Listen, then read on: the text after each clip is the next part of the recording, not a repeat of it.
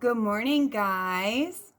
Probably afternoon by the time I post this, but I got a lot of messages from my video that I had posted last week about toxic relationships not having to be the end. So what I was asked the most about that was, okay, June, so we're all overwhelmed, stressed out. We don't know what step to take first. What do we do first for leaving these relationships or changing them? Or simply just working on ourselves so that we're more self-aware and we can start healing. And what I'm going to say might annoy some people, but I'm being completely honest with what helped me the most in my healing journey. So, as everyone knows, I have been diagnosed with complex PTSD due to a traumatic and very abusive upbringing. So I went from relationship to relationship, very, very bad relationship to very bad relationship. And I was diagnosed with the complex PTSD over 4 years ago now. And in complex PTSD healing with a therapist, I know that that's not going to be the route that everyone chooses, and that's perfectly fine. Not everything works for everyone. Not everything works for every case. But for me, it took me getting into therapy with the therapist that I've been working with ever since. Somehow or another we clicked and it just has worked. So they have steps just like in AA, okay? So for post-traumatic stress disorder, when you're going through healing, you're going to go through steps just like you would for an addiction. So one of the first steps is called self-care. Now, I've spoken in my videos so many times about self-care, and it's something I struggled greatly with. We started doing the steps. Self-care lasted for weeks, months. We'd start to feel like I had it somewhat under control. I would start making sure that I was able to eat, that I was drinking, that, the smallest things to do self-care. Like, okay, I'm going to go in the shower, not with any detailed thing that I'm going to do. I'm going to sit on the floor of that shower with the lights out and just sit there and take time for me. So we'd be doing fine. We'd move on to the next step. First thing that would stop happening is my self-care. I would stop taking care of myself. I would stop thinking that my needs mattered. I would put myself at the back of the line again. And when self-care was brought up, I really hated doing it. I would roll my eyes at my therapist. I don't know how many different messages that I had sent her just complaining about it, saying that I felt so selfish, that mothers and wives are not supposed to be greedy and that selfish to take time for themselves. You have 10 million things going on. I could be doing the dishes. I had a list of stuff I could be doing other than just taking care of myself, the simplest little thing. So we don't realize how much self-care is in cahoots with our self-esteem, with our self-value. It wasn't until I really seen how much me being okay with myself improves so many other avenues that I decided, and it just kind of clicked in my brain of, wow, self-care really is important. Not only because as a human being, we all are going to have needs. It's inevitable. Everyone has a need. I don't care if you're a male or you're female, you have kids, you have 10 jobs. I don't care. You're an adult. You're a human being that has needs. So the first thing that I told all of those people that messaged me, the first thing that I tell anyone that messages me asking for guidance on where to just start with this journey, because it can be so overwhelming with so many different things that you see that you have problems with.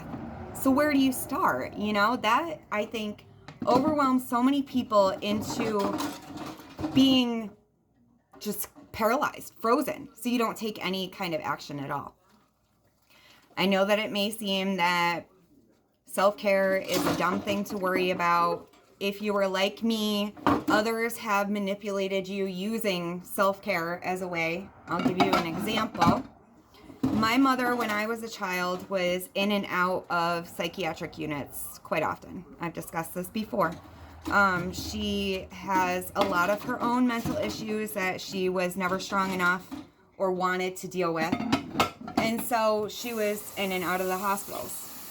She would tell them anything that they needed to hear or what they wanted to hear in order for her to get released.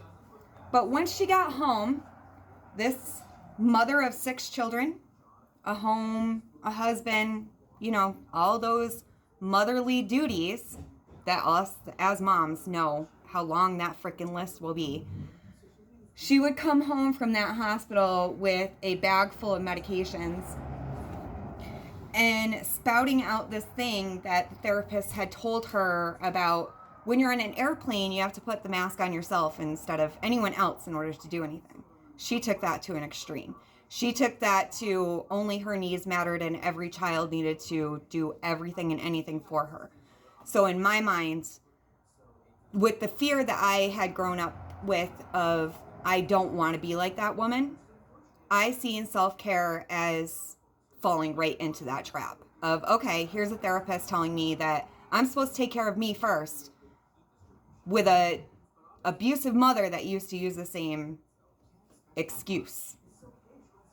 So it took a very long time before it readjusted in my mind the delusional way that my mother had thought of it and the delusional way that she made it in her brain into the healthy, you are a human being that needs to take care of yourself way.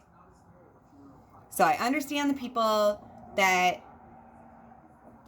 worry about taking time for themselves. I understand the parents that say, well, I can't buy myself a new shirt even though I have like maybe 5 pairs of clothing and they all have holes, and I know that part.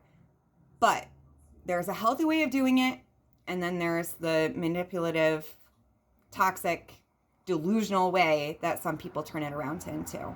Self-care is not spending hundreds of thousands of dollars to go on vacation. Self-care is not, I'm going to go and, spend my rent money to go get my nails and my hair done, because self-care, that's not what I'm talking about. Self-care does not need to cost a damn thing. It's about you being in touch with yourself, getting in touch with your needs, what you want out of life. It's about being self-aware and giving yourself the comfort, the safety, and the security in order to even be honest with yourself of what your needs are. That's a whole nother spiel.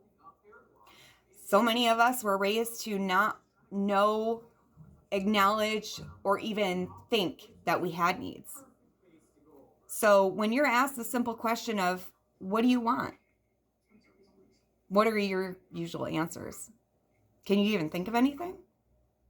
I think I'm going to do another video on learning our emotions and understanding the ones that we had shoved down.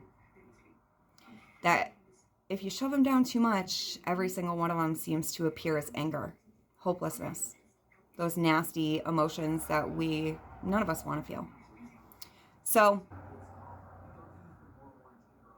with as many people that were asking me the same question, I figured that there was even more that just haven't come out and asked me the question. They might be either embarrassed or ashamed or don't want to admit that they're even thinking about changing the things in their lives. So I figured I'd hop on really quick and do just a quick video about this. I know that self-care can be daunting to a lot of people. I know that some people don't understand exactly what self-care is. But that's what we're all here to do together. We're supposed to figure these things out and report back what we figure out. So with all of that being said, I will come in and do another video about understanding the emotions that you have not been able to feel in a very long time. Sometimes as long as you can remember. You don't even know what those emotions feel like. So until then, have a wonderful week, guys. Happy Monday, and I will talk to you again soon. Much love.